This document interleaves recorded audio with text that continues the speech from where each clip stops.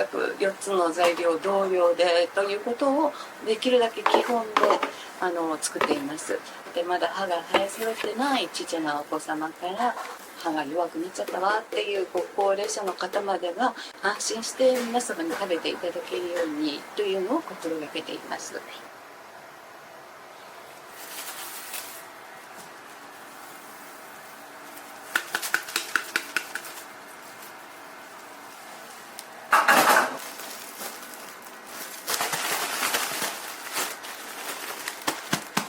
青さのりが混ざりました。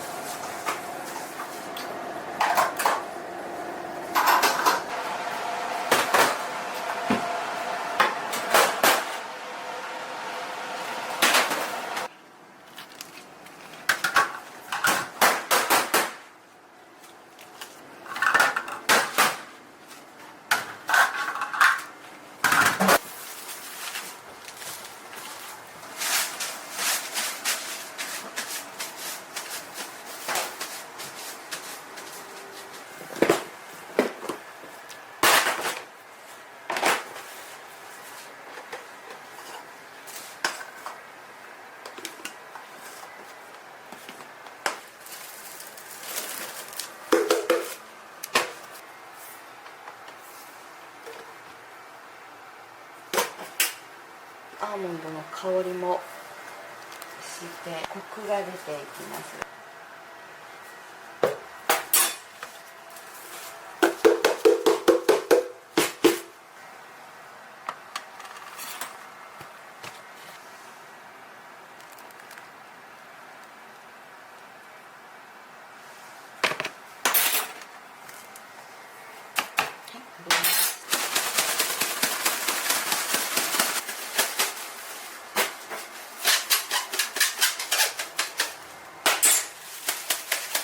モンのパウダーです。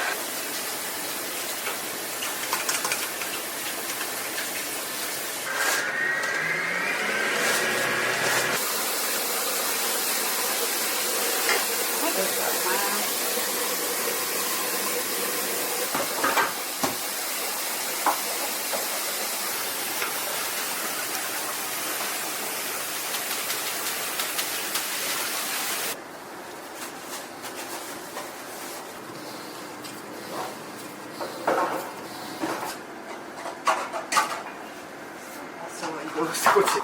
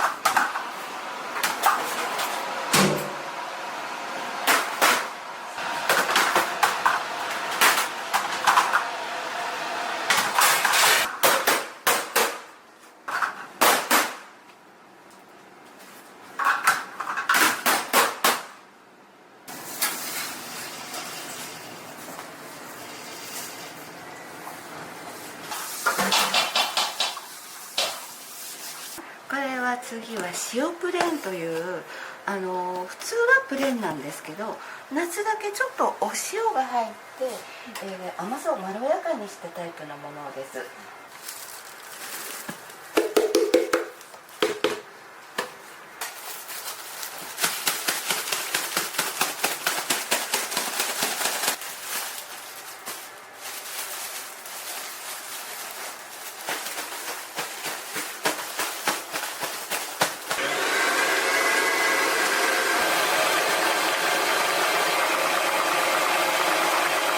もうお砂糖にお塩が混ぜてあります。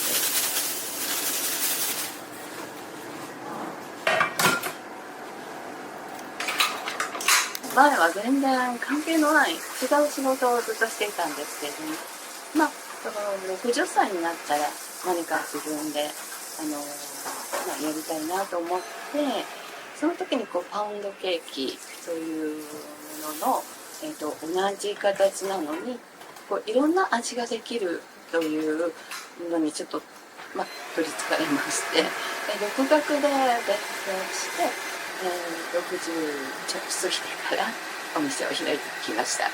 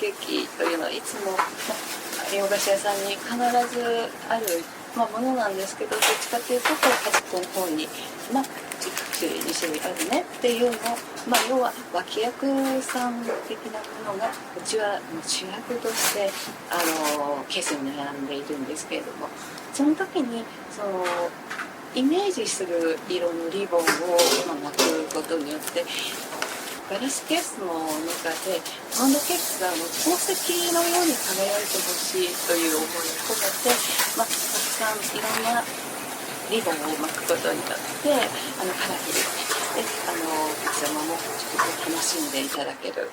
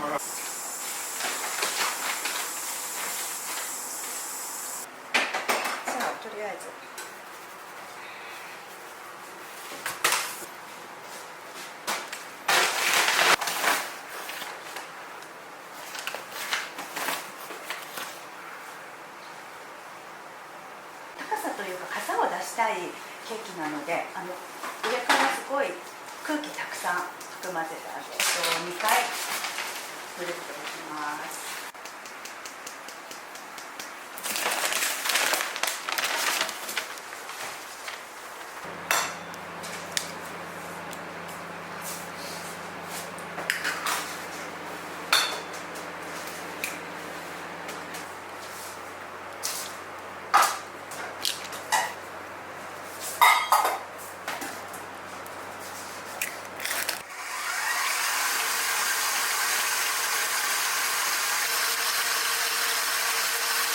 菜種オイルと卵黄をまず合わせて卵黄生地を作ります。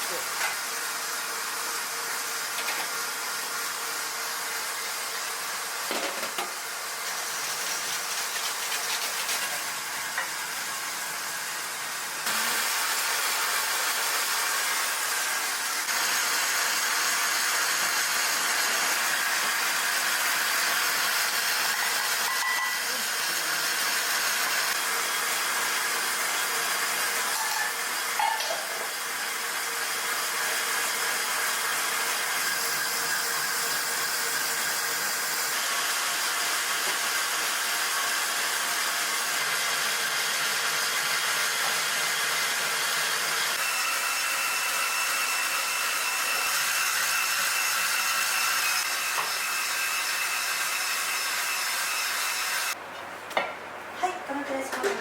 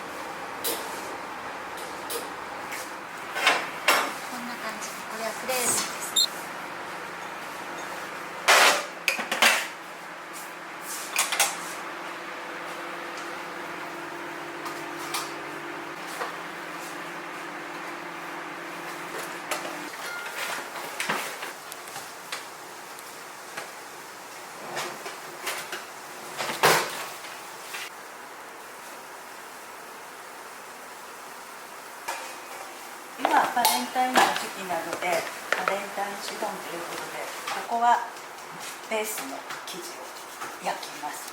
そこにチョコチップを入れていきますので、これも2回ふるいます。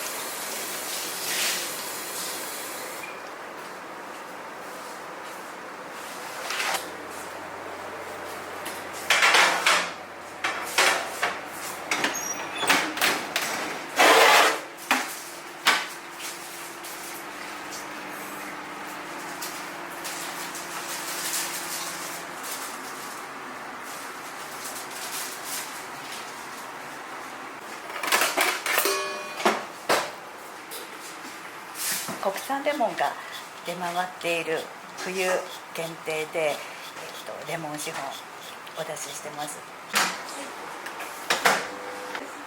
意外とこれね、ご家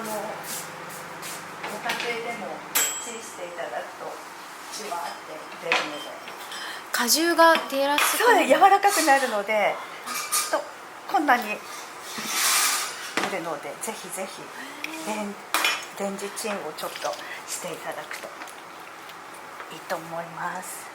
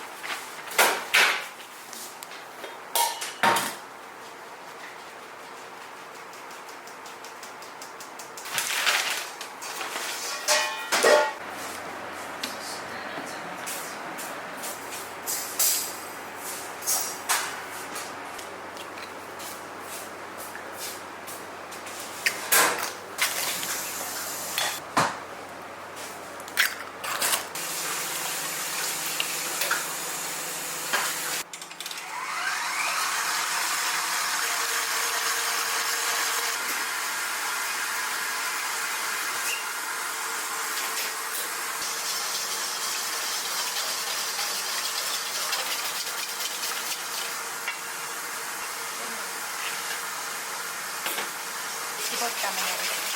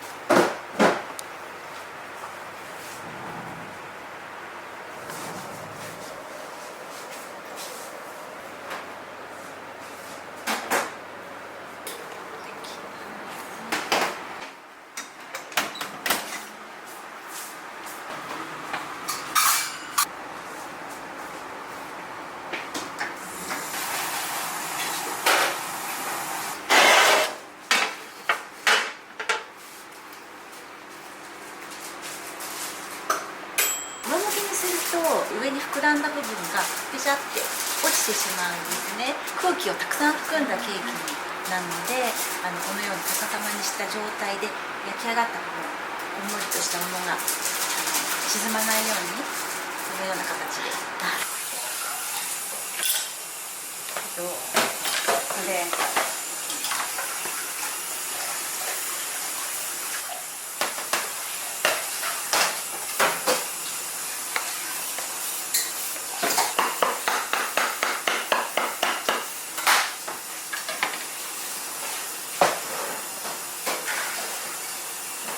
印つけます。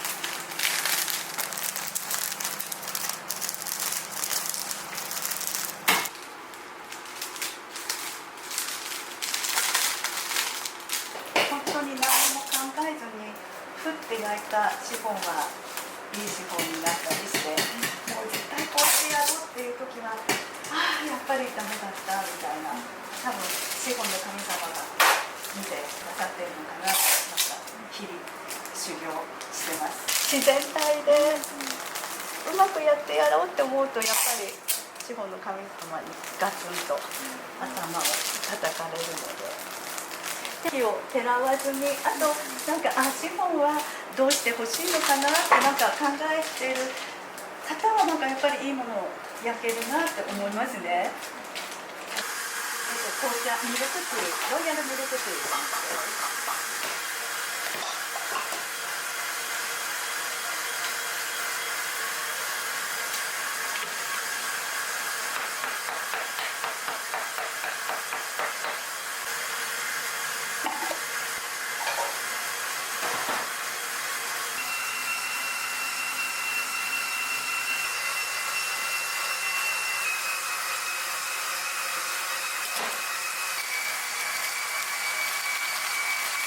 教室もされてるんですよね。教室してます。はい。長い方だと何年、10年近くとかいらしてくださって、4、5分でシフォン作りたいって方多いんですけども、シフォンすごく奥が深くて、工程は簡単なんですけども、もう一回っていう、今度こそっていうチャレンジ精神が皆さん旺盛みたいで、すっごい頑張ってます。エネルギーにいつも圧倒されてます。うちでシフォン、習得されてお店出されたって方も本当に全国各地ですごいいらっしゃいます。もともと主婦で何の経験もない中でお店を始めちゃったので、そこにすごい共感してくださる方がいらして、葵さんができるんなら私もってなんか思われるみたいです。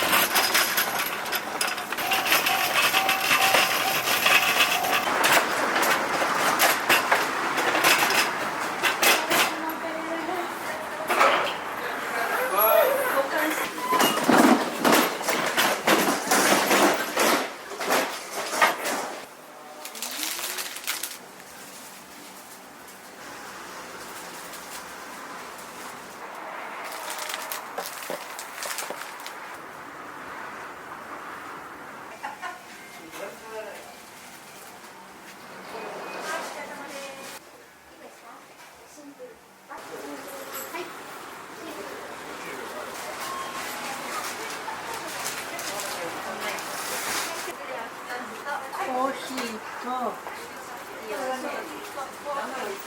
お土産にね喜ばれる、好きなんですよ、持っていく人が楽しみにしてるから月に1遍ぐらいそうなんですね。はい、いつもありがとうございます。とんでもない。入れていい？はい、どうぞ。本当に美味しいんだって。ここのショーンケーキはケーキの2の人が絶賛してたって言ってました。ありがとうございます。ありがとうございます。失礼します。失礼しました。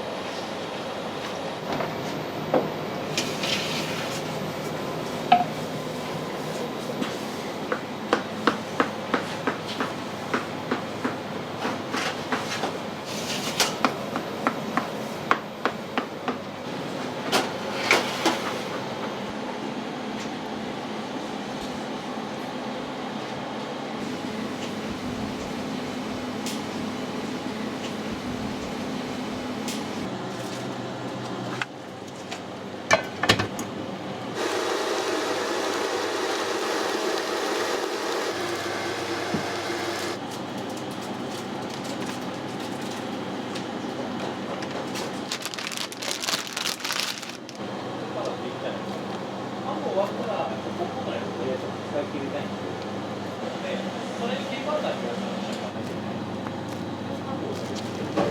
ピンチの下を余ってる。それリンゴマンゴーは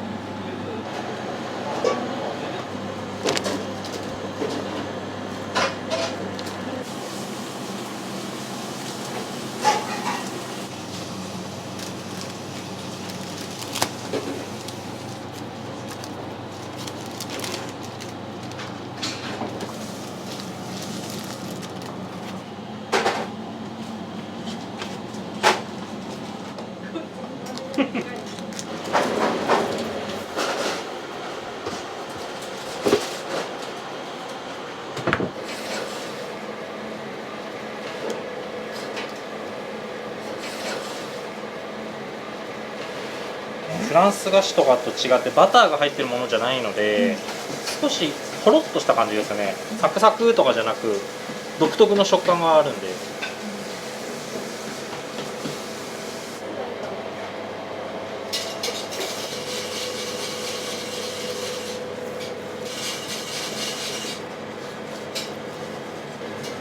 これで180度の方入れてます。1段3枚入ります。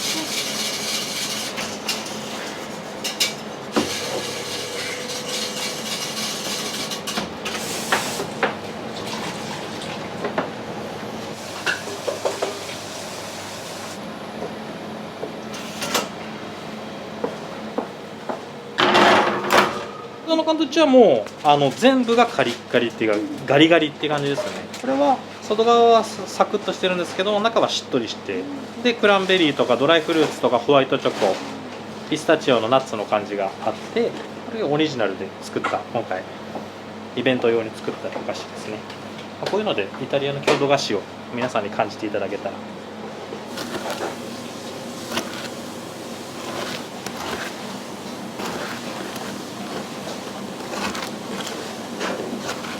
イタリア語でピスタチオの音、ピスタキオノンナっていうのはおばあちゃんっていう意味ですね。ピスタチオ好きのおばあちゃんが好きな人のために作るピスタチオ菓子っていうのがコンセプトで、これですね。ピスタチオのロース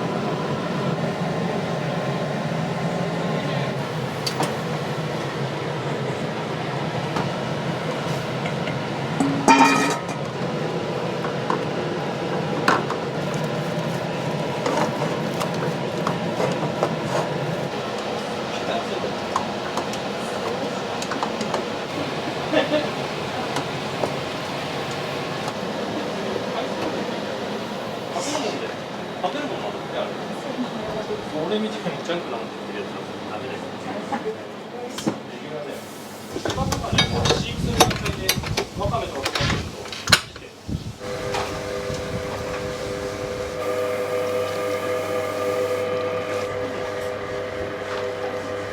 お菓子作り大変ですか？大変ですね。でも楽しいですよ。うまくいくとやっぱり。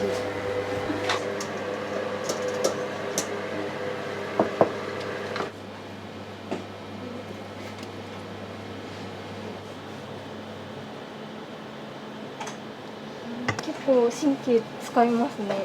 気使ってます。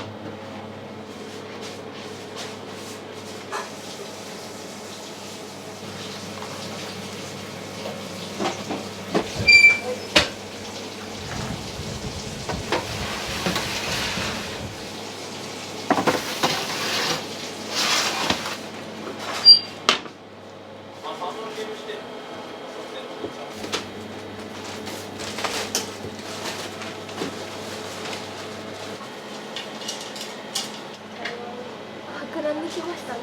すごい綺麗に膨らんでます、良かったですよ。心臓バクバクです。入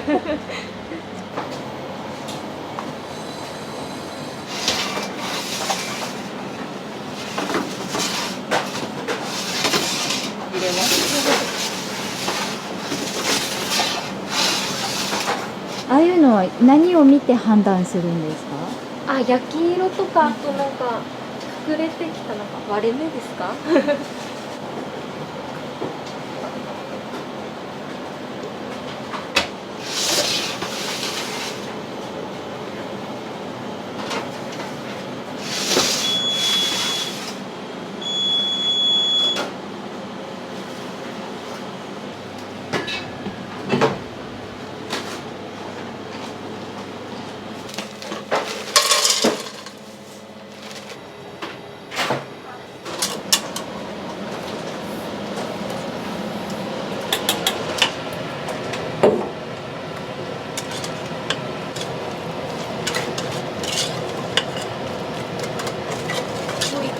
いい香りしますよね。この匂いすごい好きです。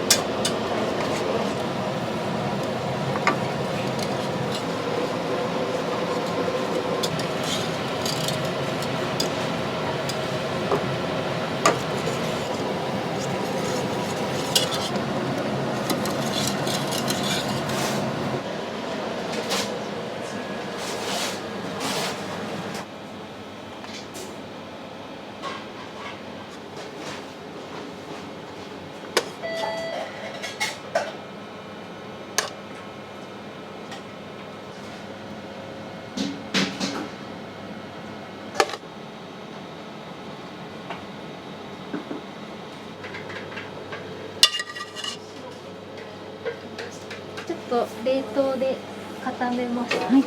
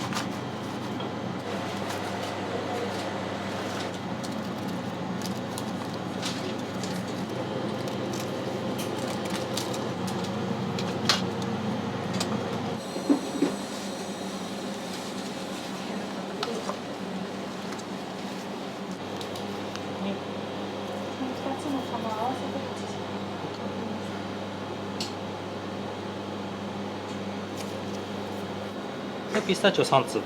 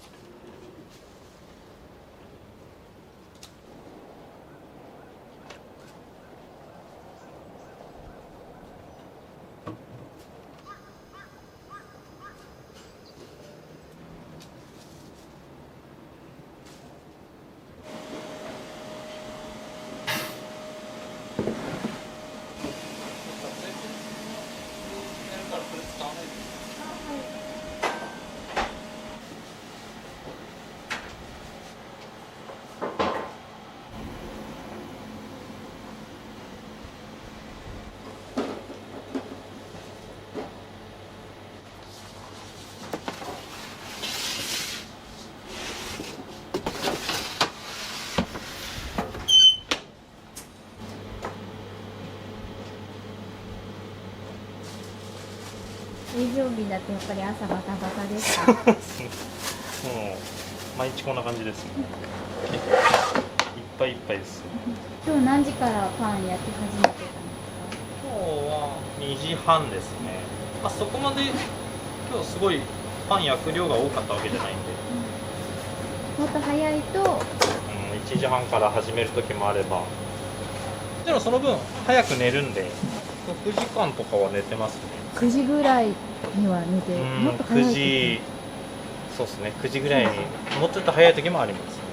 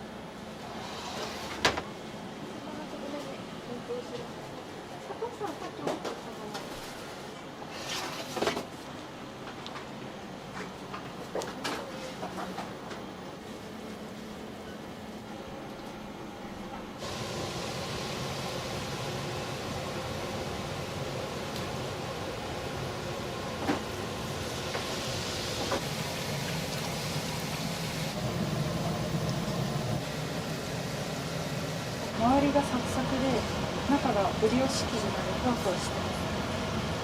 紅茶が入ってるのでその風味と揚げ上がりにミルクパウダーとお砂糖を混ぜたものを作れるのでミルキーな感じです。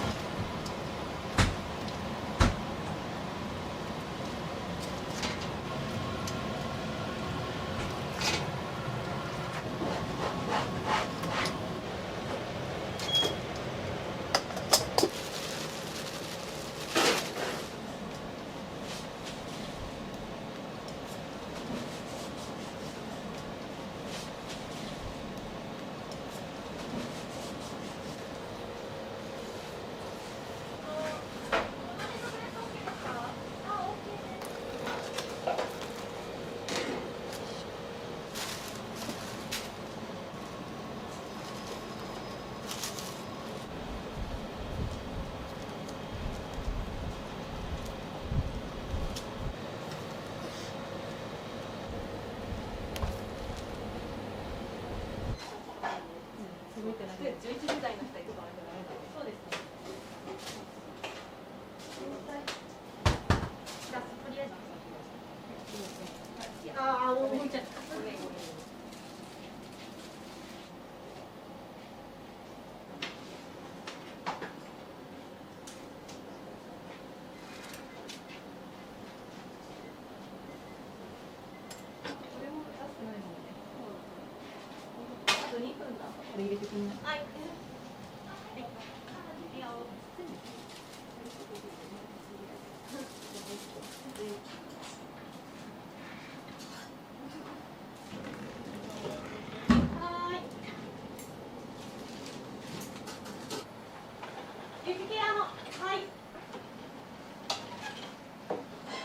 せしました。オープンでございます。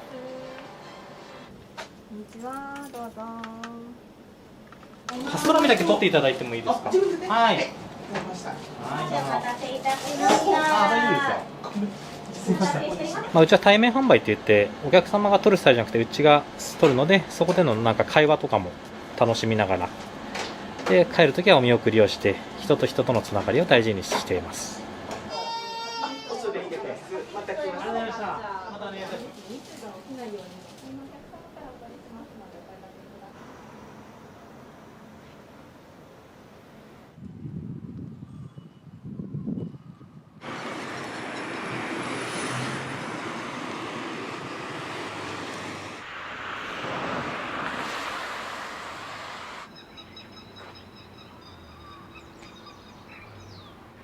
どこから来た？大阪です。あらあら、そら。電車あったか？ありました、全然。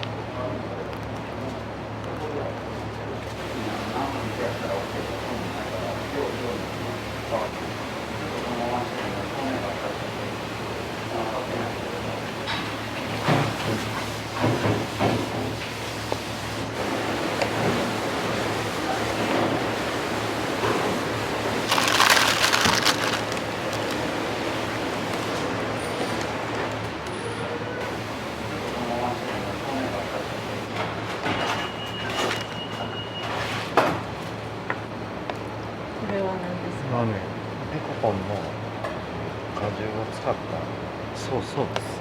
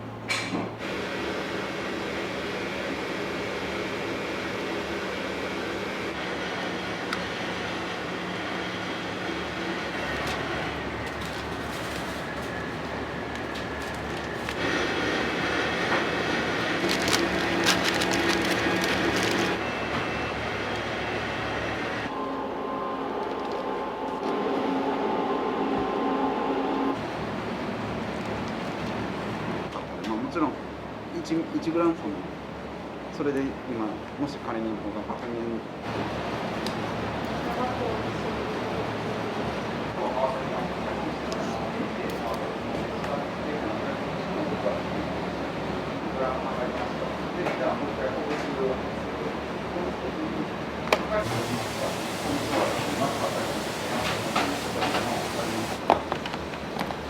まあほぐしくは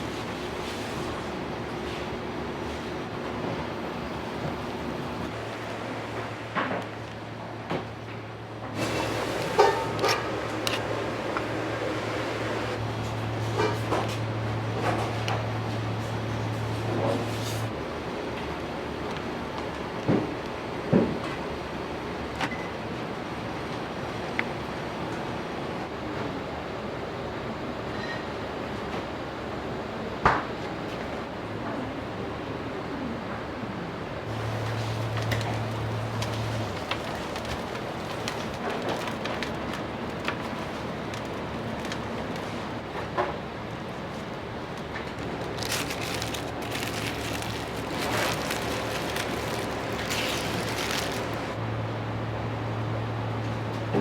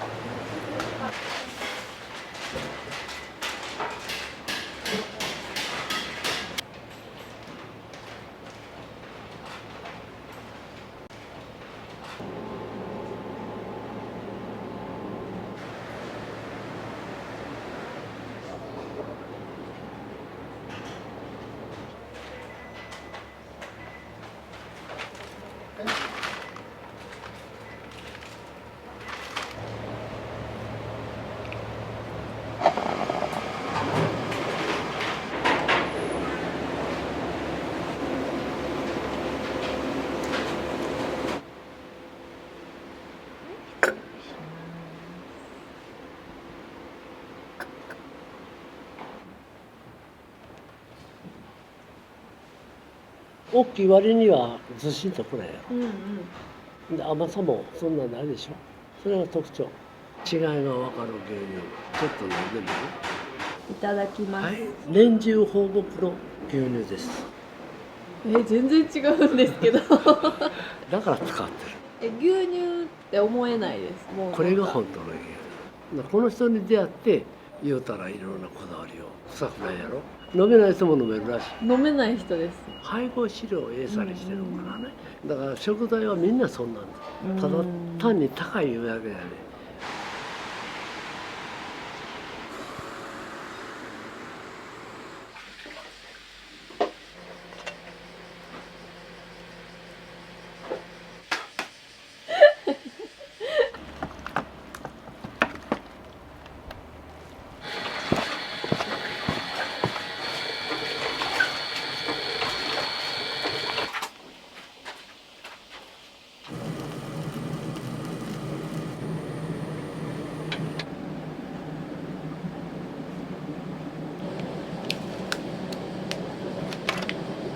夏海水浴行ってな、浜辺でこうして見てごらん、砂をピカピカピカピカこう光ってる感じを表した。長石中石が入っとんねんな、砂。それが光るのを表した。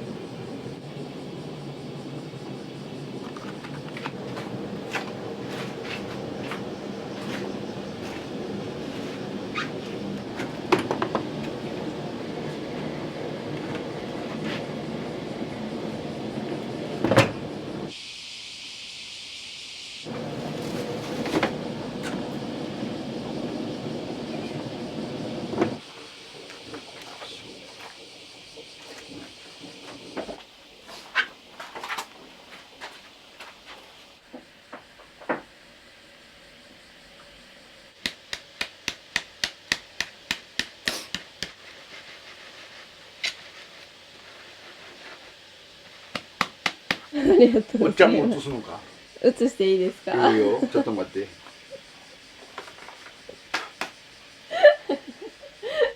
お前もえらい今日はべっぴんさんがいてやる気満々やな。このアホタレがいつも寝坊するくせに。でも最近はしてないよ。寝坊したら1000円罰金とんねん。そしたらお金に執着心が絶対起きてきよ。1000円取られるんですか1000円取られるんです。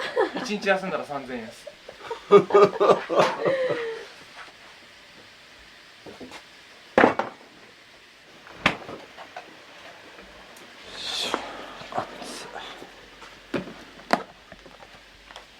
ええわ、それでええわ。これはこっち。で、これを先やっとかなわ。あ、もう。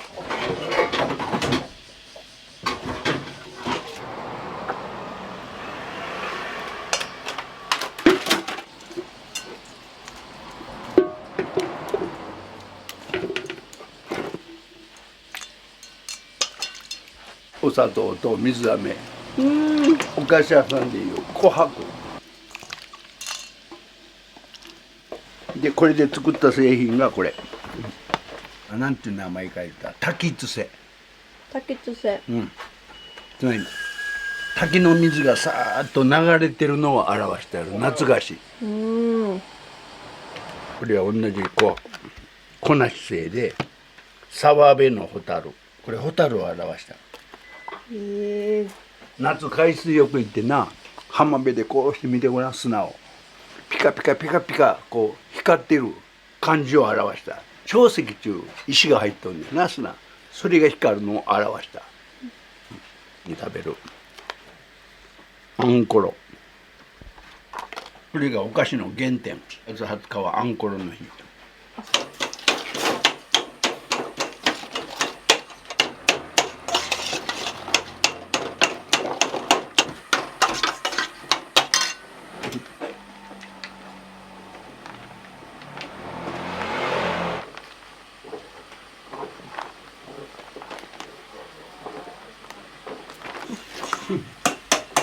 お前が大きすぎる。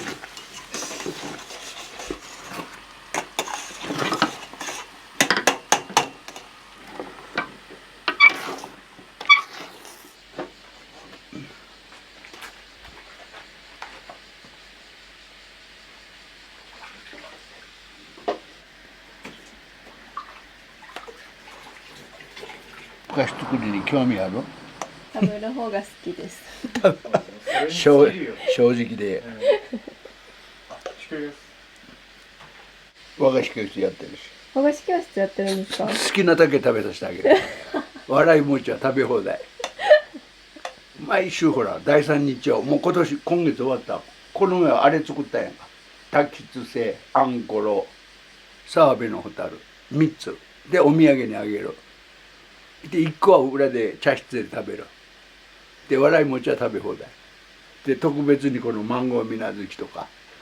めっちゃ食べれますね。それべっぴんさんだけ。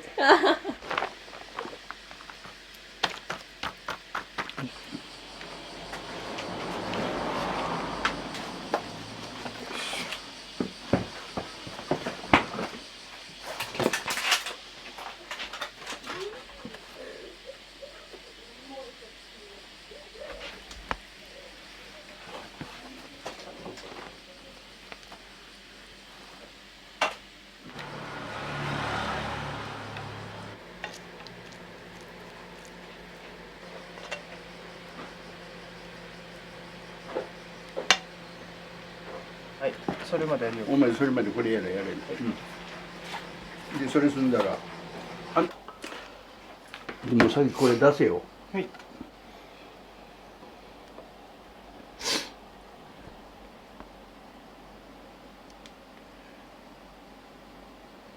フォンデュかいね。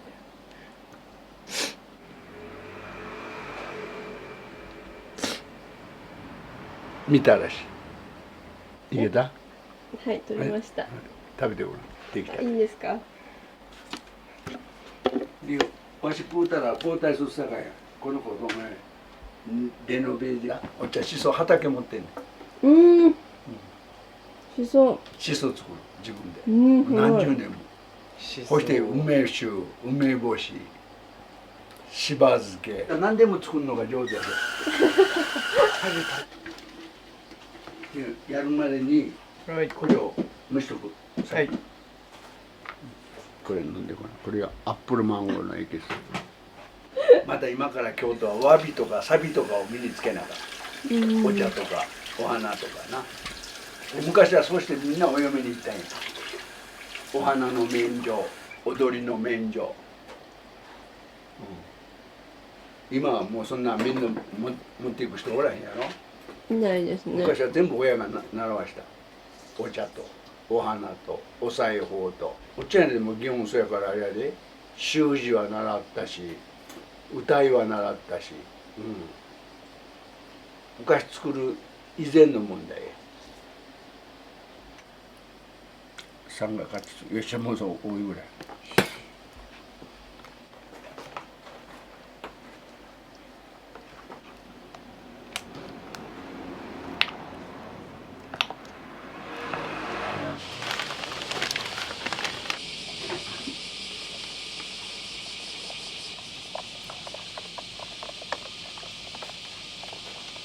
可愛いですね。亀が産卵で穴から出てきて川に行こうとしてたんや。でそれを56匹拾ってきて、だからおっちゃんいつもこんな30匹盛りしてんやで。で子供が欲しい言うたら子供にあげて、でも阪神の技術大阪でなこれ作ってる人がうちのお得意さんやねん。あ、そうなんですね。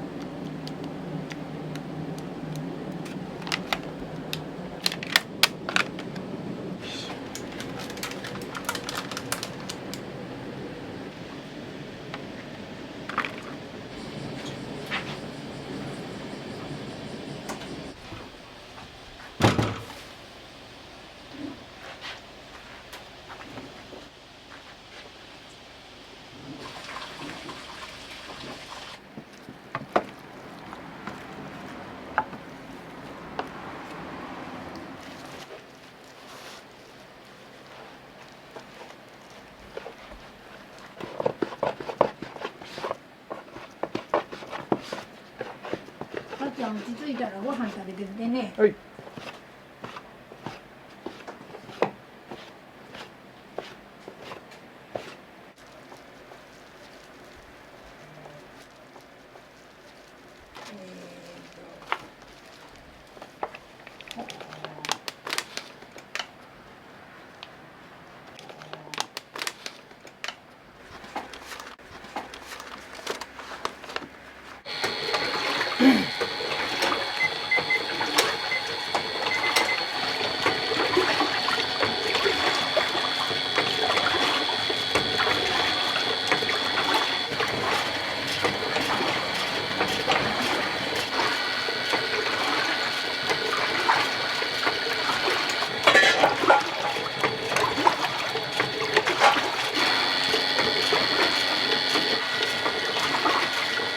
油かかると回らんくなるみたいな。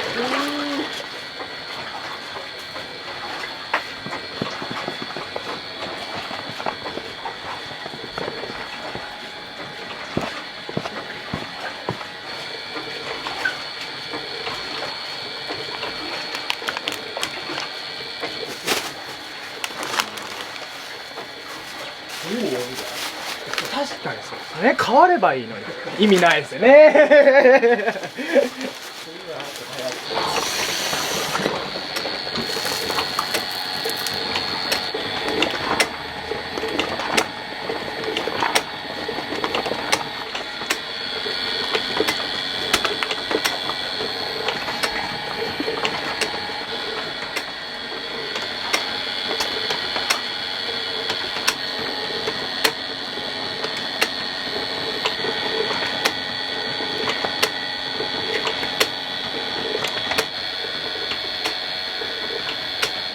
紙屋で40年間勤めたら、30年間勤めたらメヤっていうのれん分けしてもらえるんですけど、おいちゃんは40年間勤めた、30年でいう40年間職長っていうのを務めて、60歳で退職して、で自分のお店元を。今おいくつなんですか？何歳やと思うんですか、あの感じ。全然わかんないです。84なんですよ。めっちゃ元気ですね。とにかく元気ですね。たっちゃんのあるトマトのスープ出したらどうやな。ええのか。じゃあ今から鴨川にな、あい釣りに行ってる。あ、釣りですか？魚釣り。溶けてなくなる。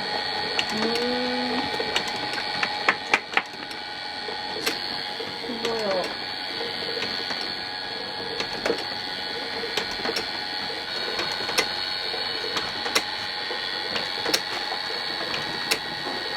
うちのわらび餅の決め手です。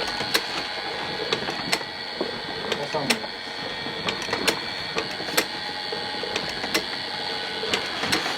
最後これが全体に馴染んでダマがなくなったら揚げます。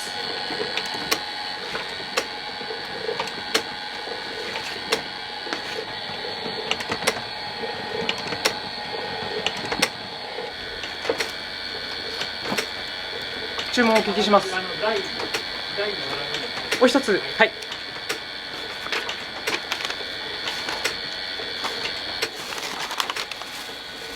みたらしにマンゴー団子もございます。はい、どうも。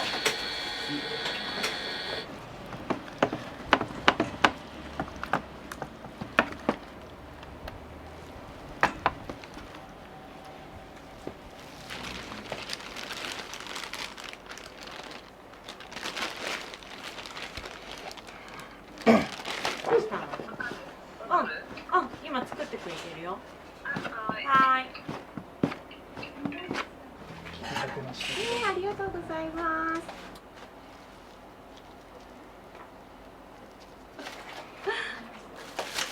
300円。はい。はい。ありがとうございます。ありがとうございました。ありがとうございました。気をつけて。いらっしゃいませ。こんにちは。マンゴーお好きな方はマンゴーのお団子もございます。どちらもアップルマンゴーソースを使用しております。あげんと固まっちゃう。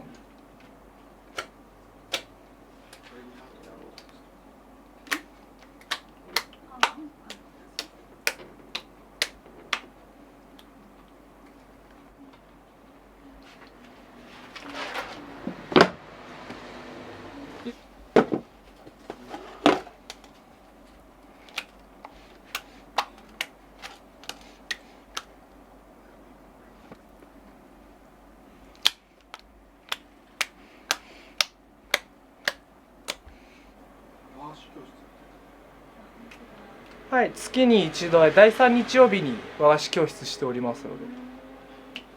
そうですね、季節の練り菓子など。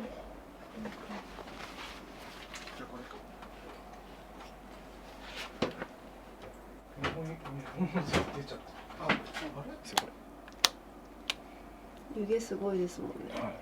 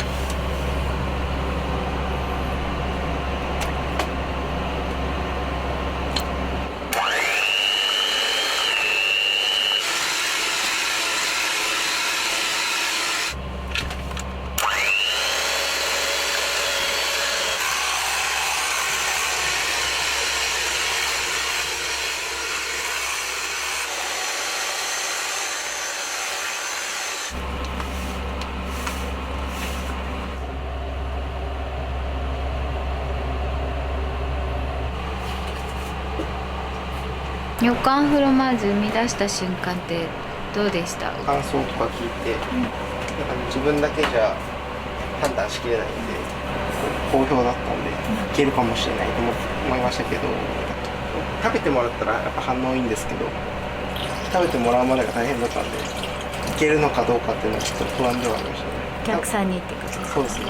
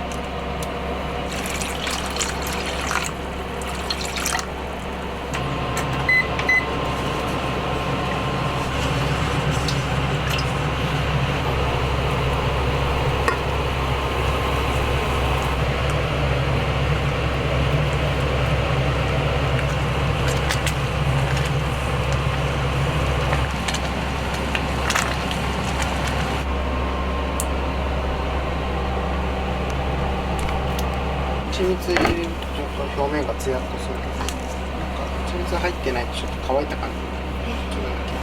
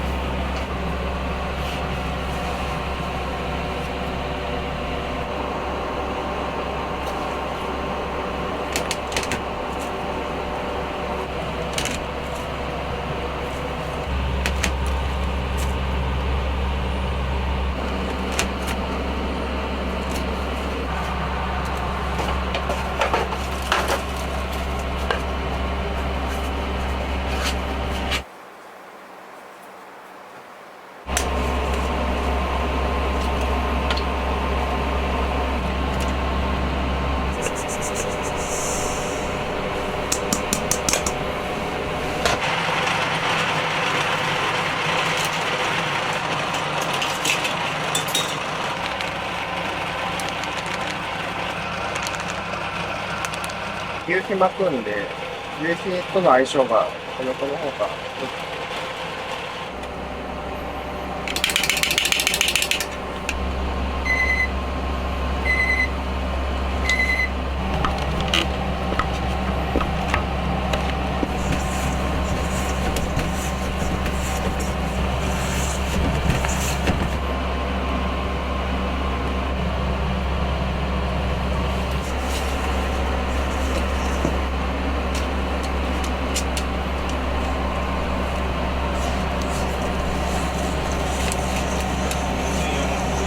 はい。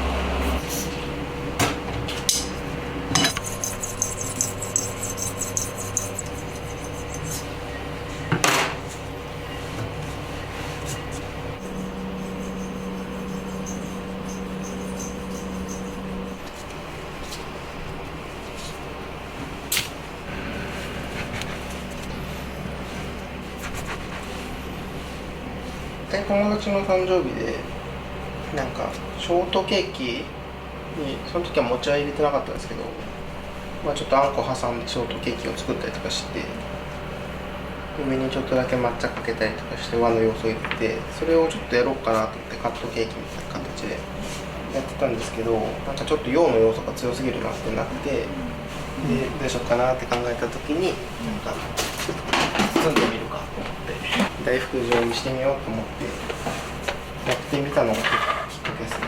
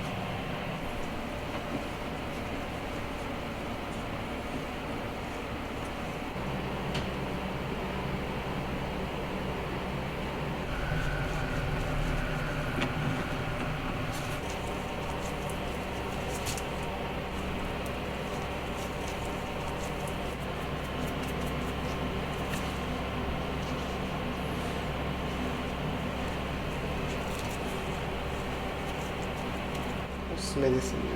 ある時は本当レアなんで。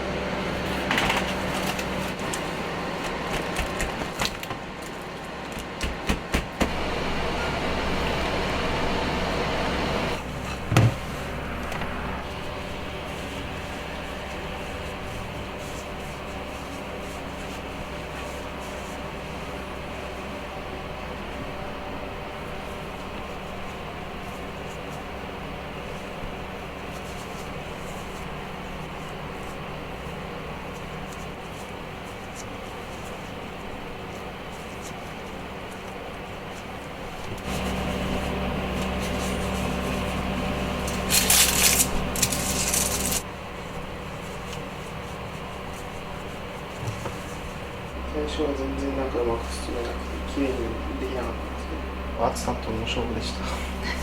何度あるんだろう。結構暑い状態ですね。1日でやるんで。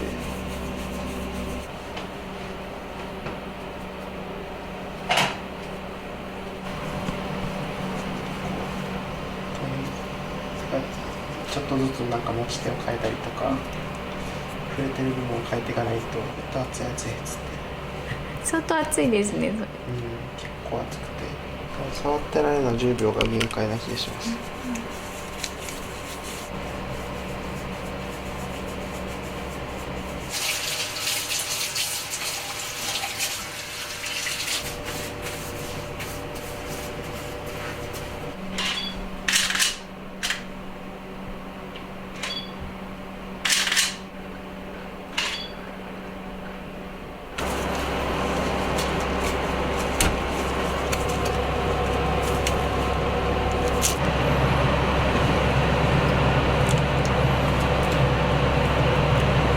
日本人はなんか海外の料理を日本人が好きな味に作るのが得意な印象みたいなので、経験ない自分でもちょっと戦える部分ってあったら組み合わせたりとか味変とかそういうのが好きなんで、そういうところでなんか自分が好きな味を再現できるのは多分自分だけかな。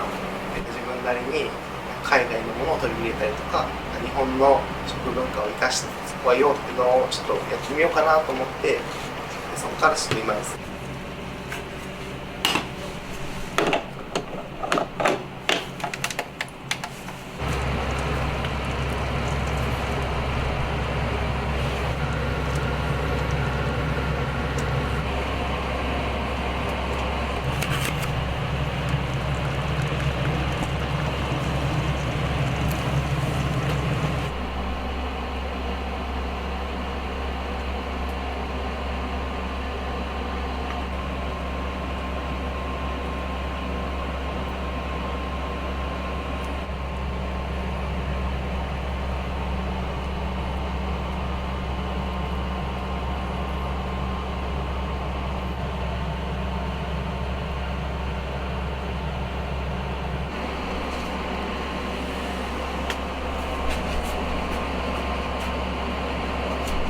ただの妖怪です。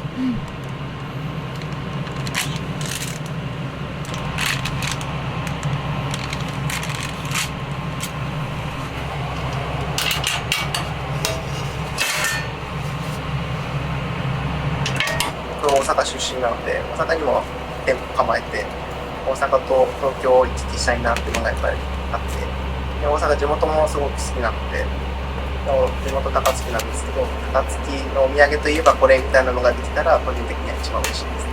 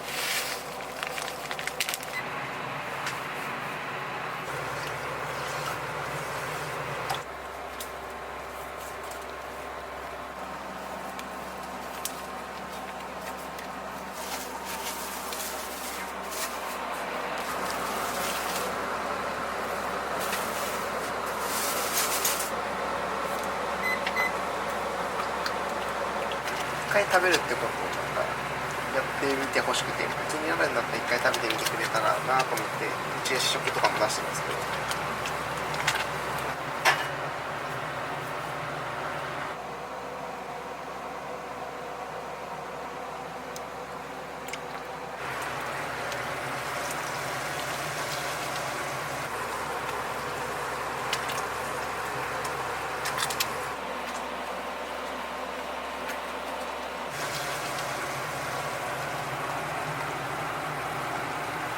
柑橘に関しては、なんかあんこ変えたりとかしながら、夏とからレモンと、あと夏みかん、あんこと作ったりとか、冬は今、柚子と温州みかんですけど、どっちかだけになったりとかで、結構季節ごとに味変わったりするんで。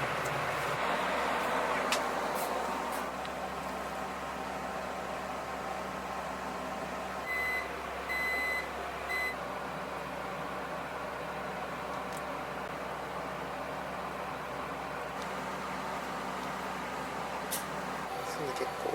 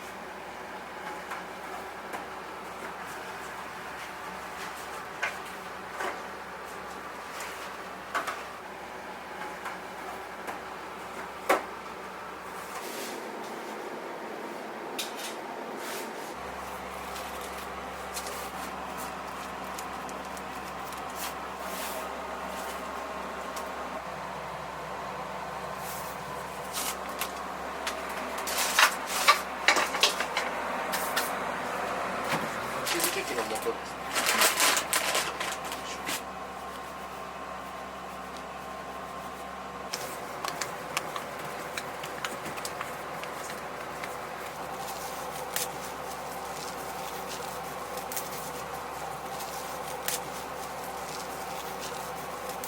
味が濃いというか、上品な甘さみたいな感じです。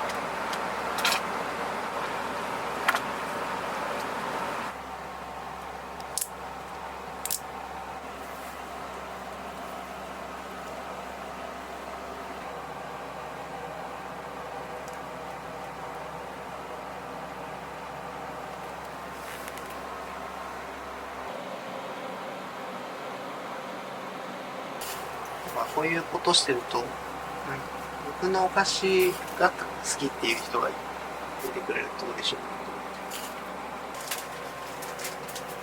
経験させてもらいま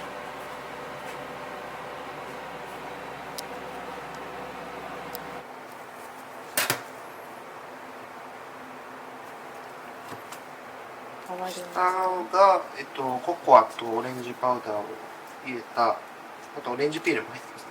上の羊羹部分は生チョコ風になってて、あんこはみかんのあんこを使ってるんですけど、ベースがチョコなんで、そこもなんか両方ともオランジェットの味になってますね。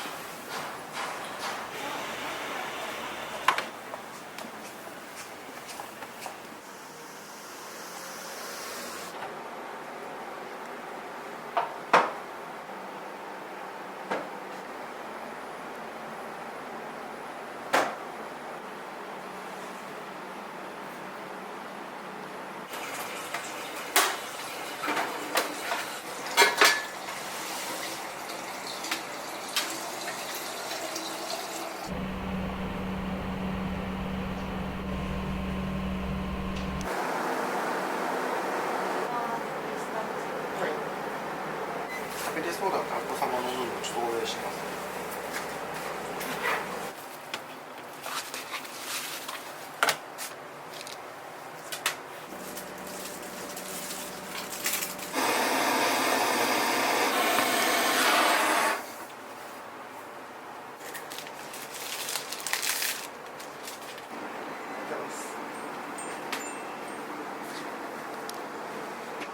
寿亭主の黒川です。中目黒に来た際はぜひ立ち寄っていただけたらと思います。試食も用意しているので2種類食べてください。ぜひ味見から食べていただいて美味しかったら買っていただけたら十分ですので、ぜひ1回試してください。また、製造スタッフを募集しているので、よかったらお菓子を作りたい方、ノウハウとかを教えていただきたい方、ぜひ募集してますので、よかったら、一報ください。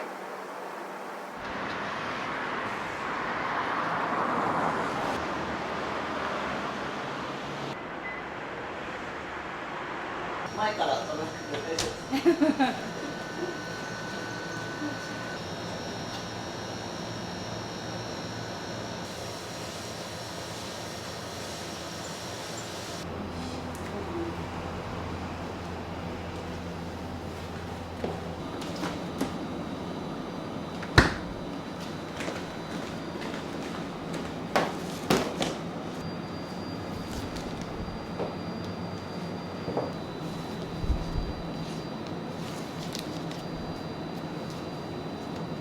ブラウニーは作ったらすぐ出すというわけではなくて、なんか一晩寝かせるという。はい、寝かして出してます。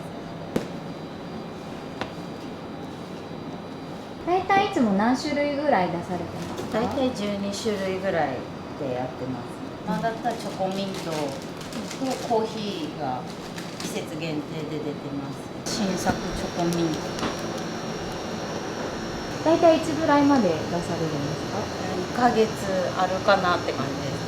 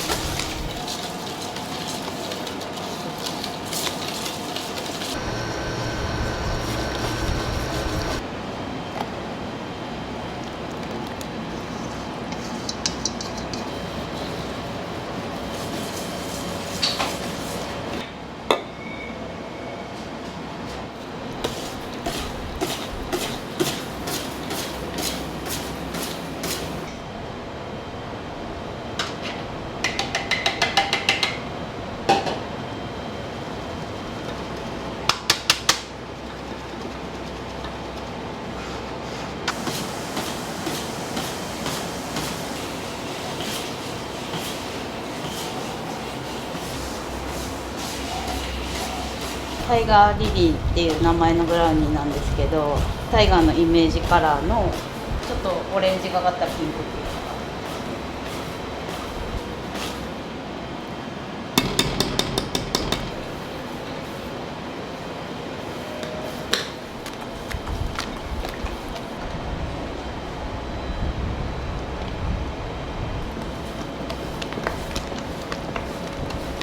お店の名前はどういう風につけたんですか？タイガーリリーっていう花あるんですよ。響きが好きだったんです。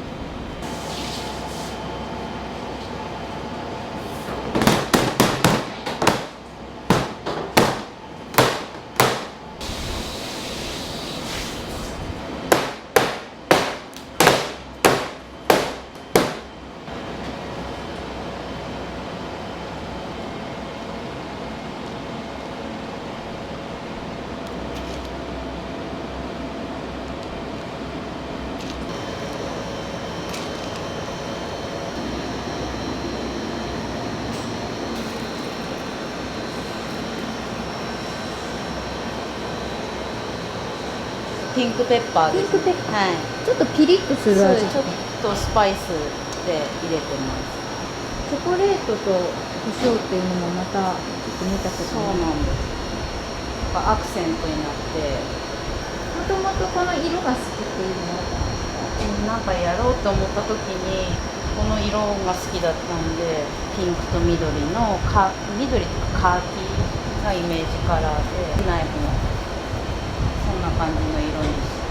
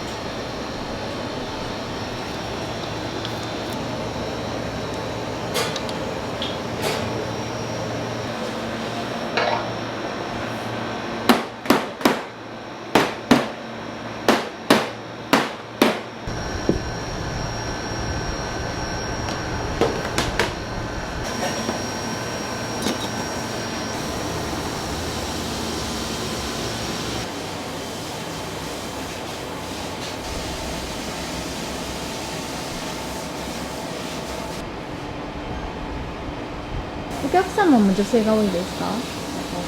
意外に男性の方も多くて、女の方にあげるときにすごい喜ばれたとかっていうのはよく聞きます。プレゼント用に買われる方と。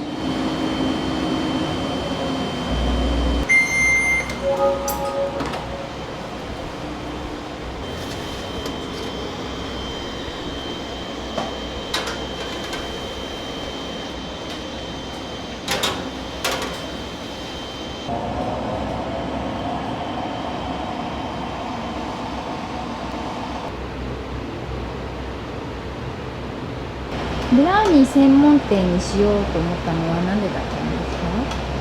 もともとチョコレートのお菓子好きだったんですけど、ブラウニーってないじゃないですか、富山とかに。いろんな種類のブラウニーあれば面白いなと思って出そうと思いました。オープンするまでにすごい苦労したこととか何かありますか？釜の癖っていうのがあって、焼き加減とかがすごい大変ですね。1ヶ月ぐらいはずっと試作して食べて繰り返して、で納得いくやつできるまで試作ずっとしてました。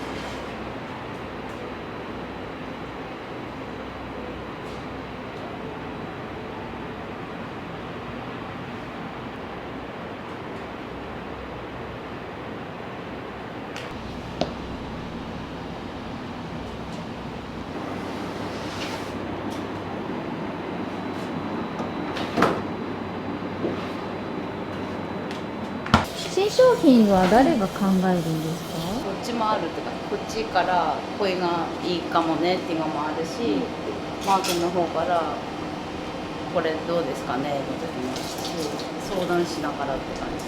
お二人は甘いもの好きなんですか？好きですね。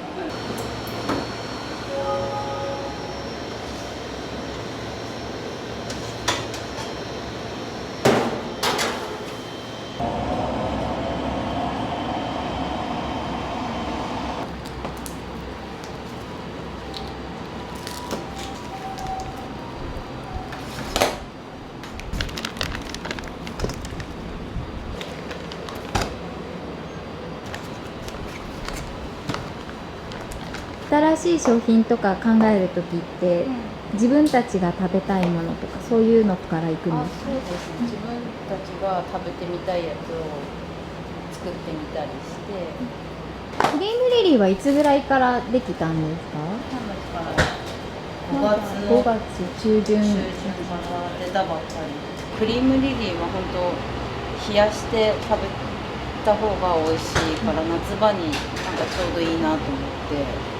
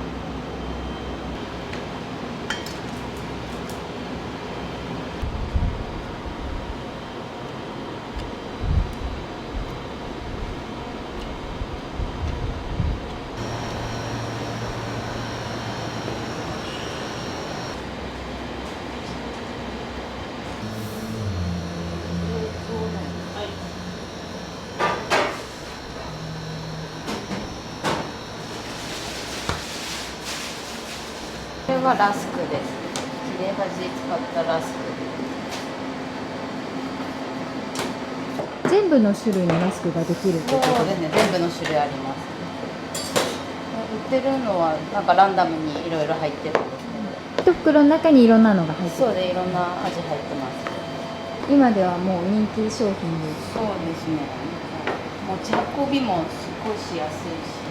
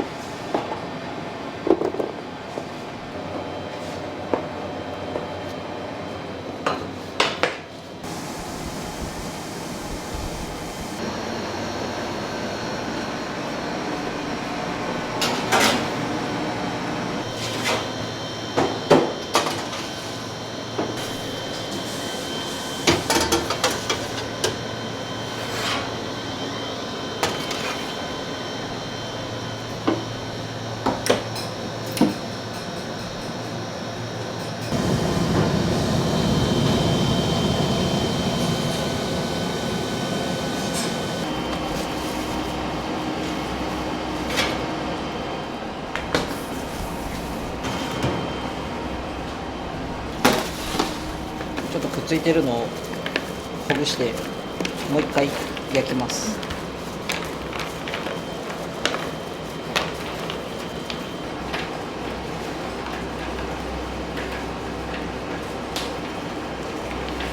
2回焼くとどういう食感に変わるとかってあったりしますか？そのままだちょっとだけしっとり残ってるんで、完全に水分飛ばしてザクザクの食感にしていく感じですね。2回焼くのは。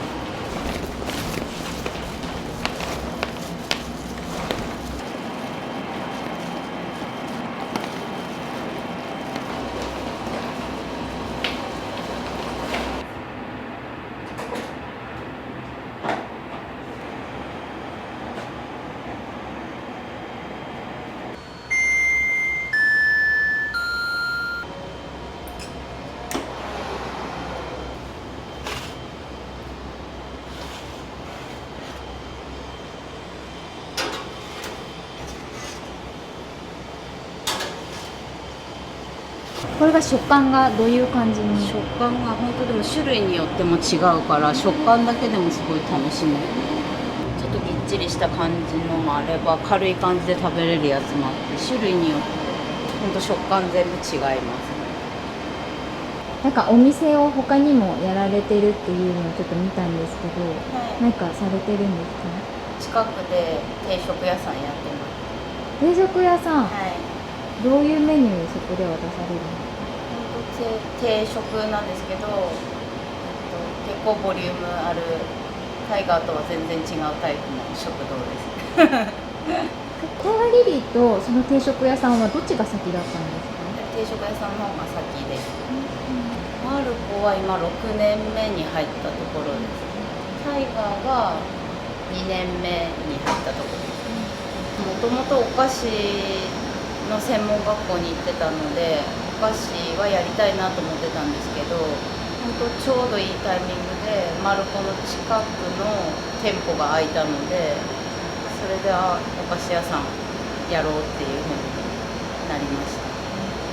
専門卒業してからもう12年間ぐらいお菓子屋さんでずっと働いてて、でそこからマルコやってでタイガーなんですけど、なんかお菓子触ってなんか十何年間触ってて食堂やりだしたら次またお菓子やりたくなってきてっていうのでタイミングあったんでタイガー出そうと思いました。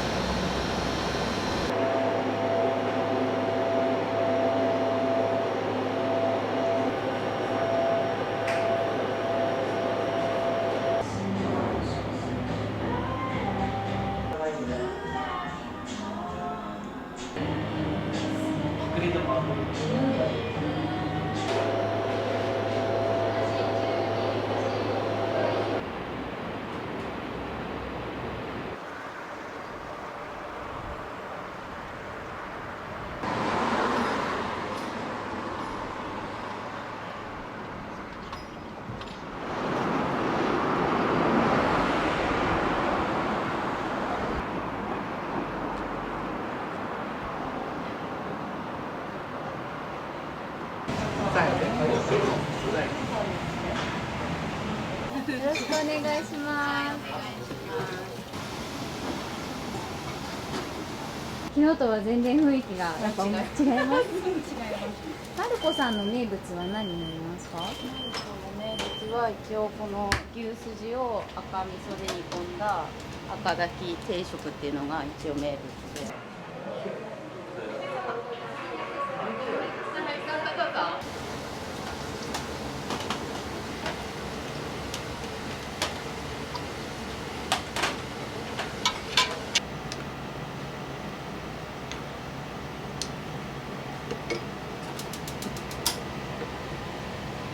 赤炊きはどうしてそういうメニューが出来上がったんですか？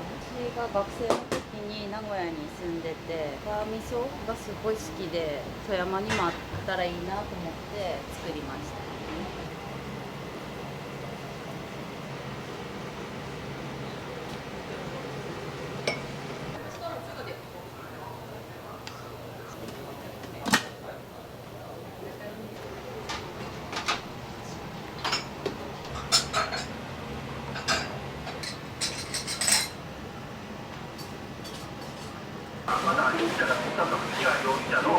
赤炊き定食で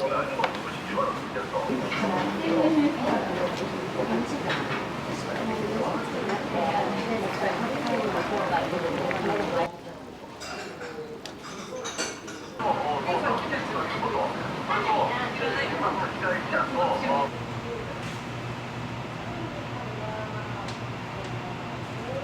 定食がすごいもりもりだっていうのを聞いてますけど、もりもり食べられる男性の方が多いので、だんだんとちょっと多くなってきたっていう感じです。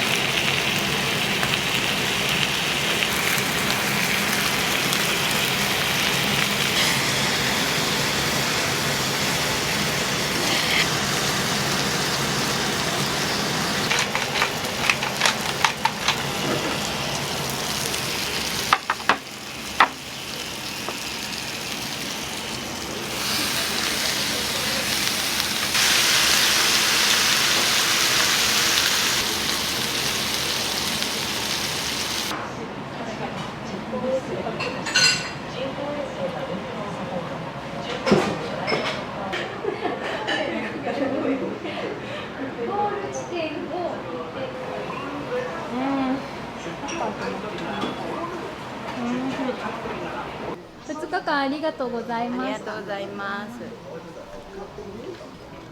ごちそうさありまでした。がとうございます。